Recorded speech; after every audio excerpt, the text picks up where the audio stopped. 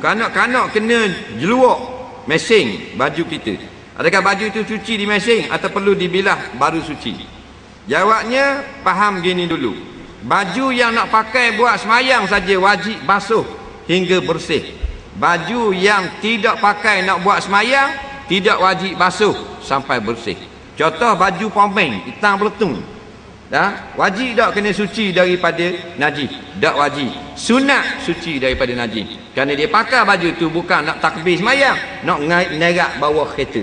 Faham? Maka hak berhajat kepada suci seperti pakaian nak semayang, maka wajib kena basuh sampai bersih.